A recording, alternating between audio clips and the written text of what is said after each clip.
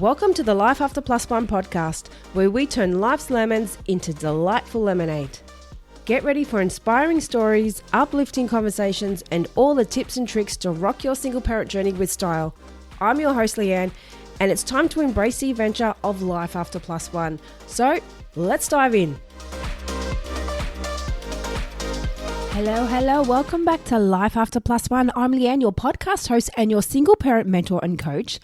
And today I want to talk about your ex. Well, no, not exactly your ex, but I want to talk about the topic of what you can do in a situation when they do stuff that you don't like. For example, when you just want to change the way they handle things. You want to change the way they maybe parent and certain things about them that you don't like. What can you do? Well, we're going to talk about that today. So I do understand the frustration that you can get when your ex is maybe not parenting the way that you want them to. They're not sending their kids to bed at the time that you want them to. They're just the fun parent and you're the strict parent and you want that to change. You may not like the person that they're dating. There's something about them that you don't like and you want that to change. What can you do? Honestly, you're probably not going to want to hear it, but nothing. You can't do anything to change them. As much as it may piss you off at times and you may get really angry and frustrated, you can't do anything to change another person. Now, we all hope that our ex will be a better person for the kids. We all hope that they will step up to the plate and do what's right for them. But unfortunately, it doesn't always happen that way. A lot of people fall into the trap of just doing what's best for them.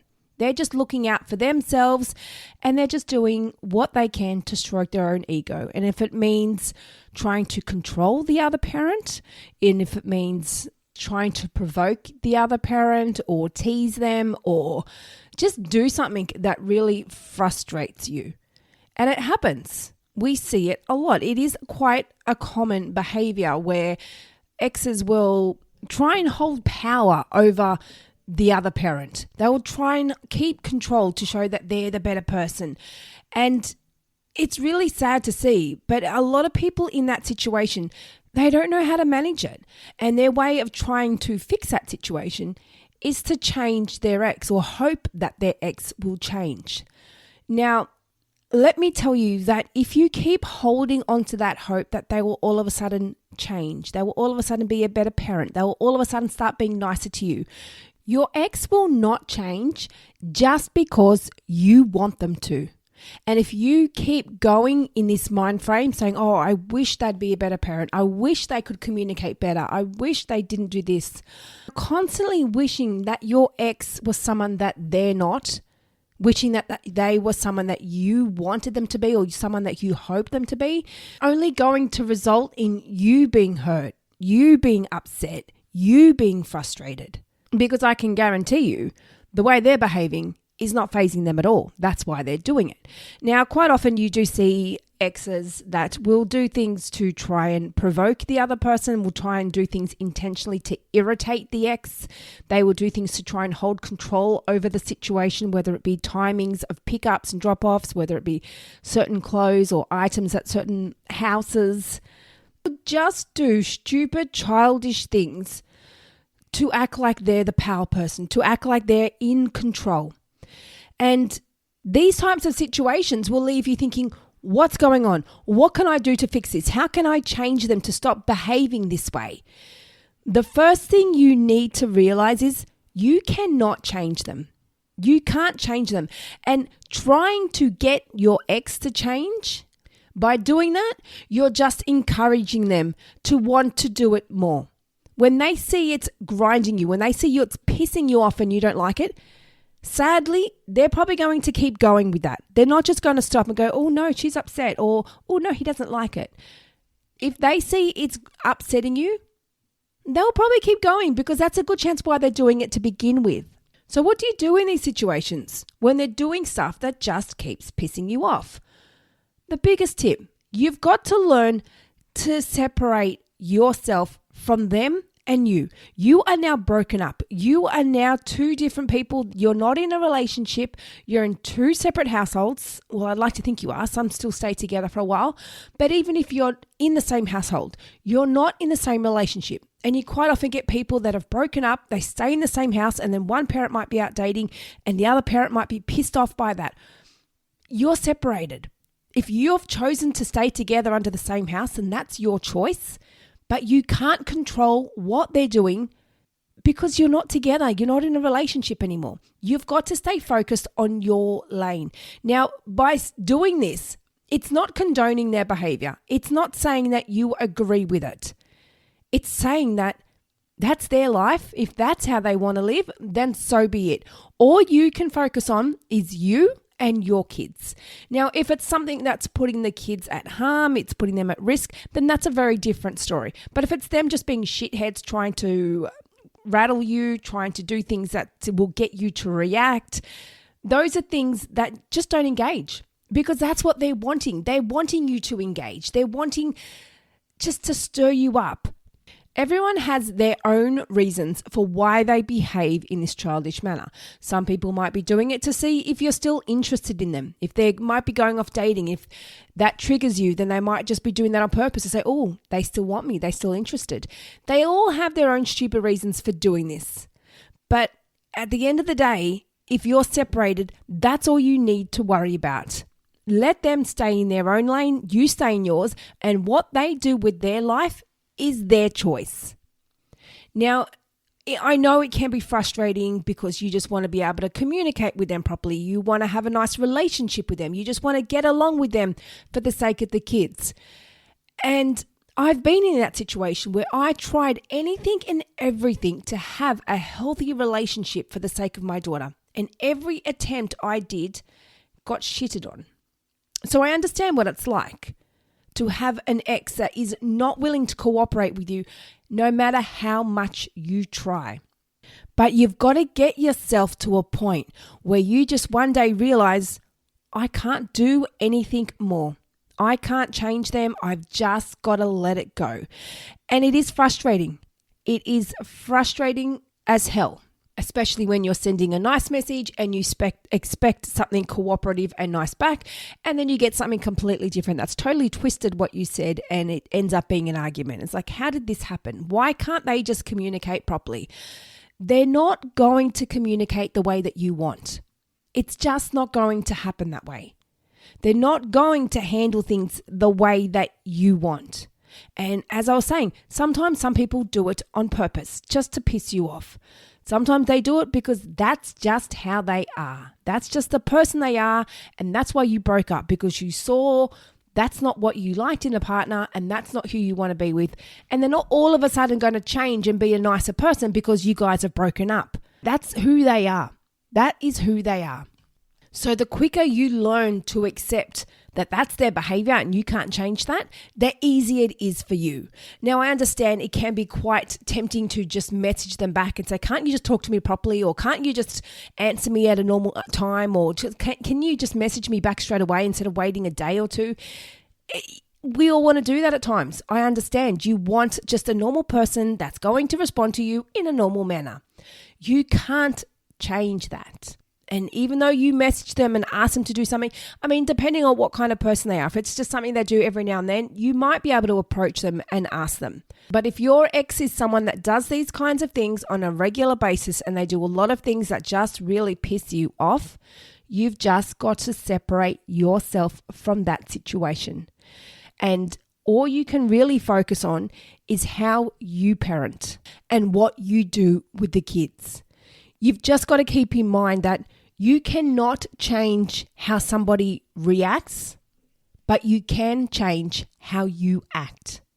So they may intentionally be doing something to piss you off. They may intentionally be doing stuff to cause tension or to rub something in your face. And the easiest way to normally handle that situation would be to message them back or to say something back to them, to try and one-up them or to try and prove them wrong.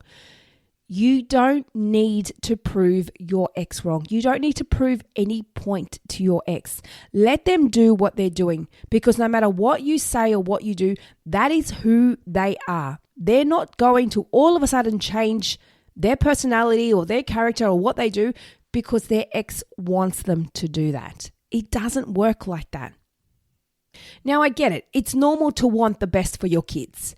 You want your kids to have two parents that are there for them, that cooperate, that get along well, and you can just be amicable together. We all want that.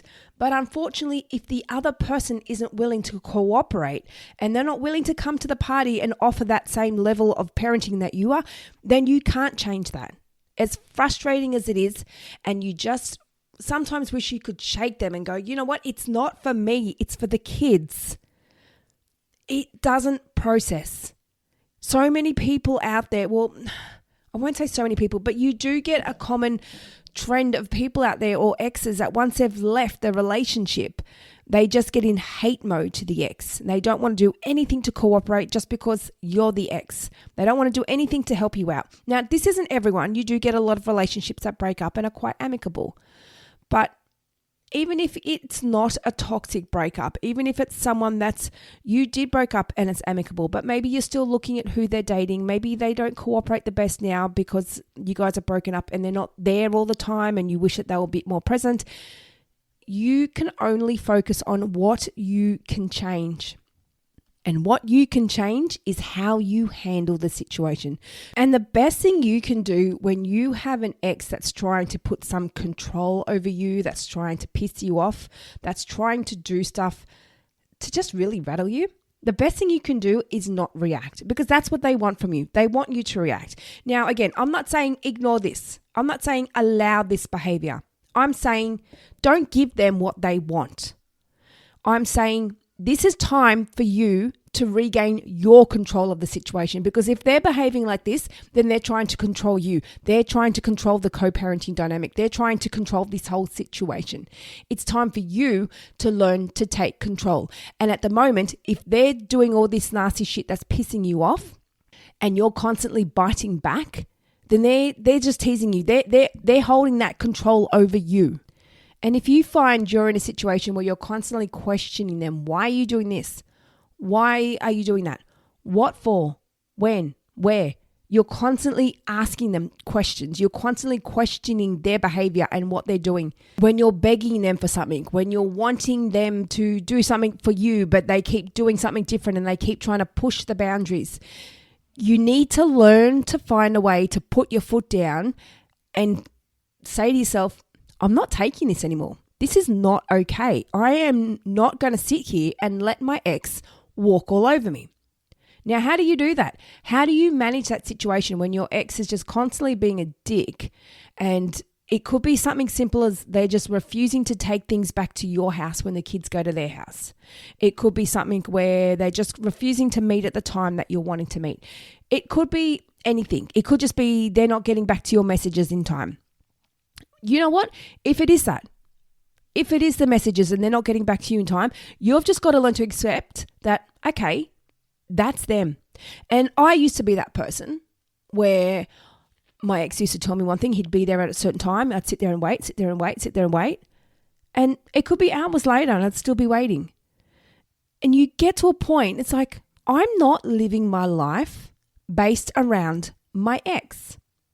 You need to start living your life based around you and your kids. So if you're in that situation where you're constantly waiting for your ex, you're constantly sitting around walking on eggshells for them, it's time to put a change for that. You need to start making or taking control of your life. Because if you're in that situation where you're constantly waiting, you give them a time. Say, okay, you're picking the kids up, or if you already decided a time together, you haven't just told them it's something you guys have arranged and they haven't turned up, then you need to regain control. And by doing that, you need to tell them, okay, if you're not here by 6:30, because I'm meant to be there at 6 o'clock, and if it's 6:15 and they're still not there, if you're not here by 6:30, I need to head out. You can pick up the kids tomorrow. Whatever it is, that's just one example. But if that's happening and you're just sitting around waiting, take control back. Nope, I'm not sitting around waiting for hours for you. Okay, sorry, you're not here. I've got to go out. I've got things to do. You can call me later. You can arrange another time to pick up the kids. Maybe it's something where they're just not getting back to your messages. Then don't react. If they don't get back to you after a day or two, then you've just got to accept that's who they are. And if you need to wait for their message to work out your life, then stop waiting. Work out your life. And if they get back to you and say, yeah, sure, I can be there at that time, then you respond, say, sorry, I've already made plans. You didn't get back to me in time. I can't sit around and wait for you. You can now pick the kids up at this time. You don't walk around on eggshells for your ex. You plan your life. And if they're going to be an arsehole and try and make you wait and make you live your life around them, then it's time to put a stop to that. You can't change what they do. You can't change anything about them. You can only change your reaction. And if you're getting pissed off by things that they're doing, then you know what? You've got to figure out a way to not care about what they're doing. That's their life. And maybe it is something that the kids are taking things to the other parent's house and it's not coming back and that's pissing you off.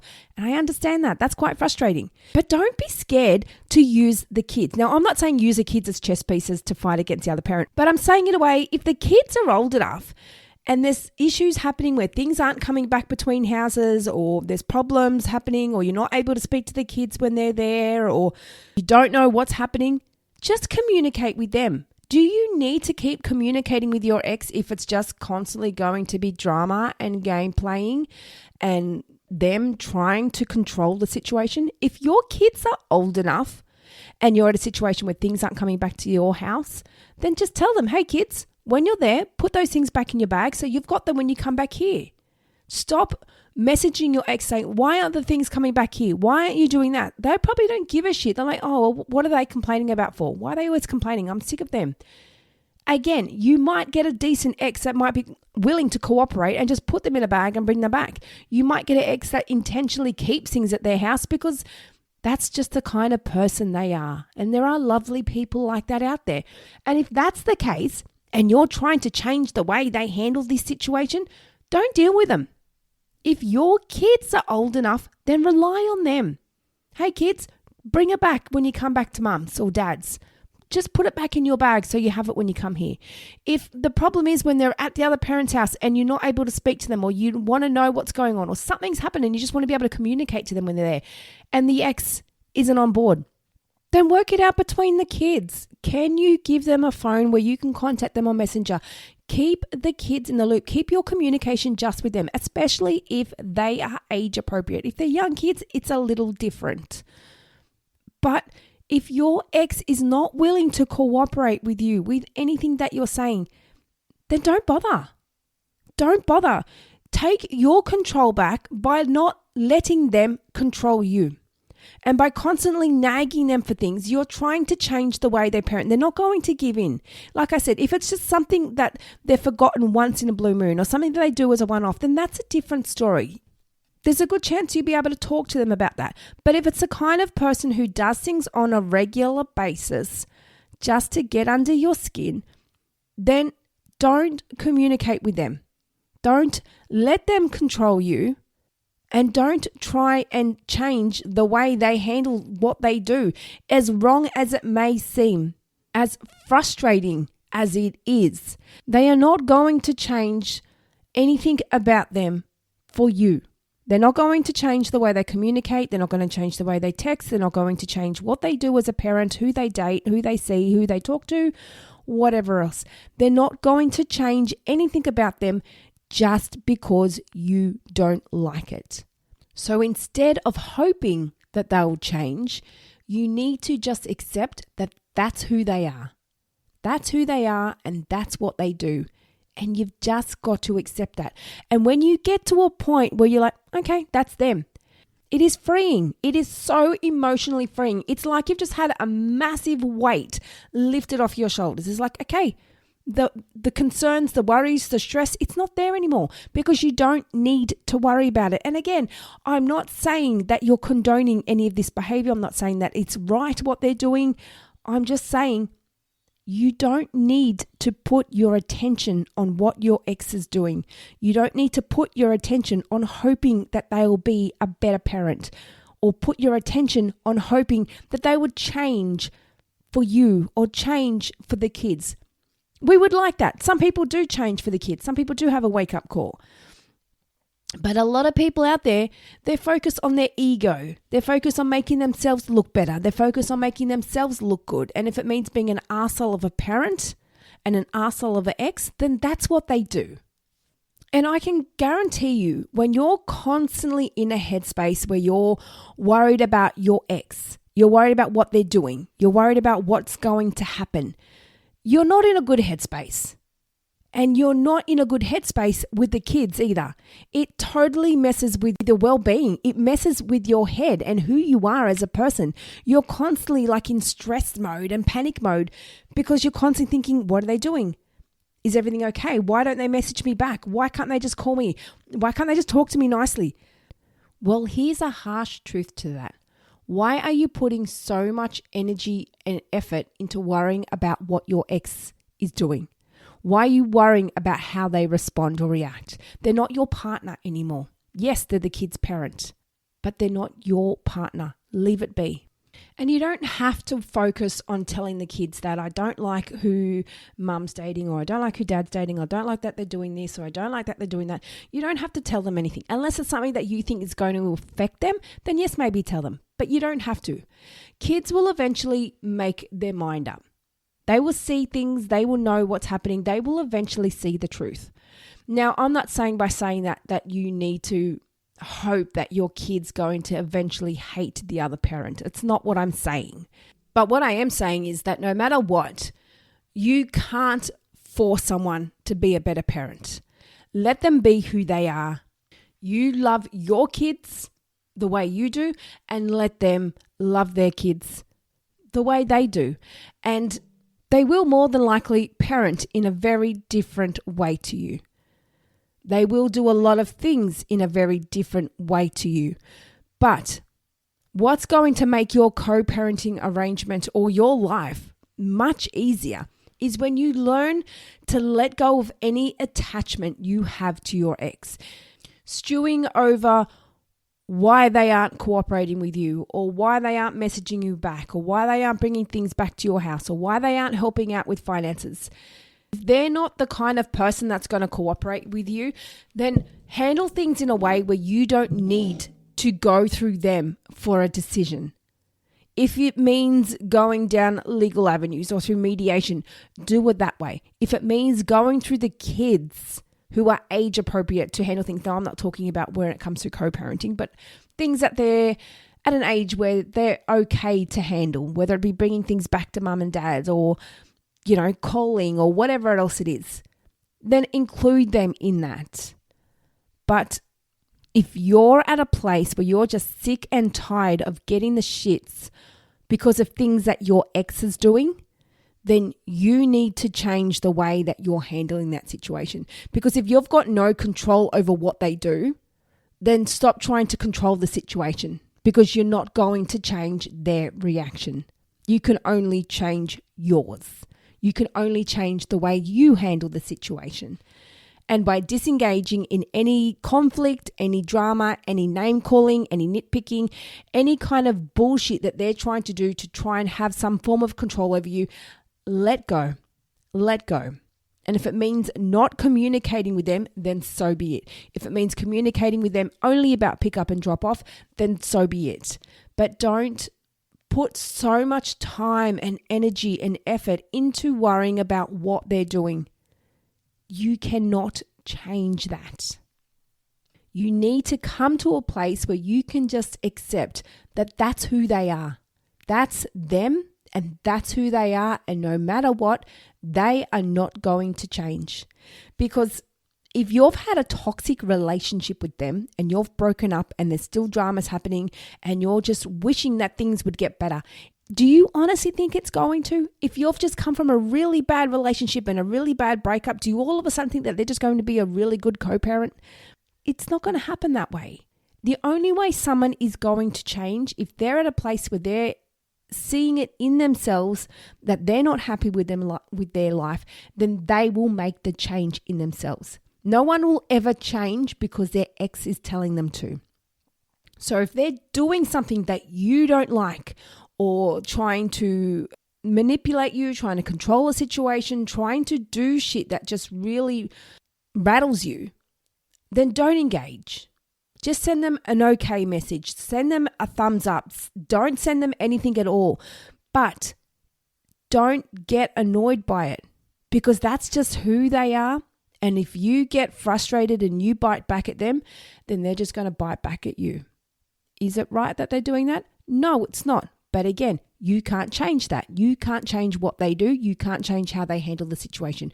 You can only control what you do. So if you want to have less drama, you want to have less stress, then don't put so much time and energy into the life of your ex and what they're doing. Put your time and energy into you. Put your time and energy into building a better life for you. You're single. You're free to do what you want.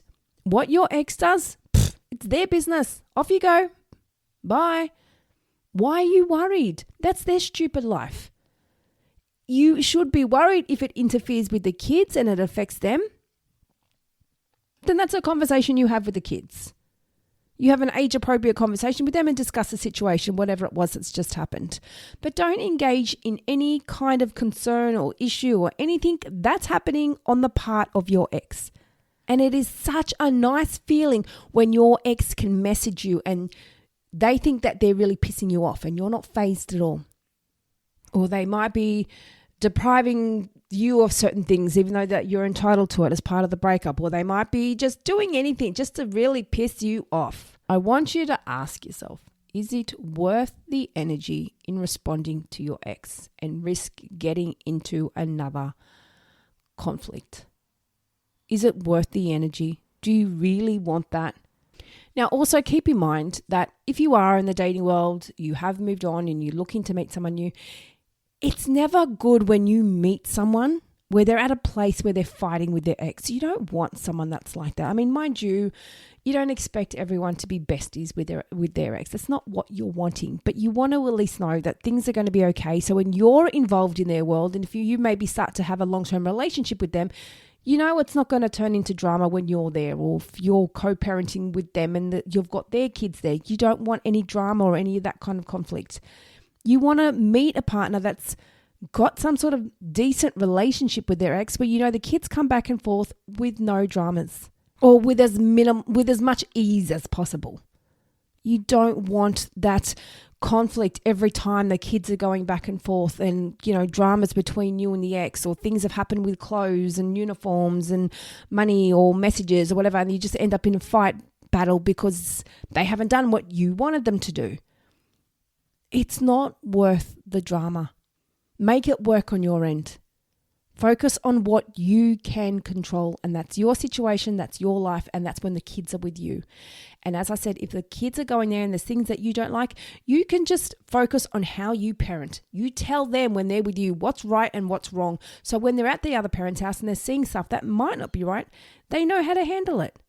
And again, it's not about saying the other parent's doing something wrong. You don't want to turn the kids off the other parent. You just need to focus on not worrying about what they're doing, not worrying about trying to change your ex. You need to worry about you and you being a better person so you can find that right partner that's out there for you, because that's where your attention should be. Finding a new partner, not focusing on your past partner. So I hope you got something beneficial from this. Now, I know this is a very common scenario where people just stress about their ex. They're constantly worried, well, not so much worried, but they're constantly stressed about what they do, what they say, exes coming and going from the house because they might still be in the family home, or similar situations to that where they're constantly stressed about the ex. It happens. We understand. But you've just got to take control of the situation, and you've got to take control of your emotions and how you handle that. And if you are struggling to do that, then reach out. I would love to help you get through that, because it is possible. It is possible to do, and you can get through it. So if you're at a place where you just feel like you don't know how to separate those emotions, you don't know how to let go, you don't know how to just move on and let your ex be and stay in your own little lanes, you're not at a place where you're ready to do that, then give me a call, or give me a message, I should say. Shoot me a message on my Instagram page, on my website, on my email. All my contact details are in the show notes below if you do want to reach out to me.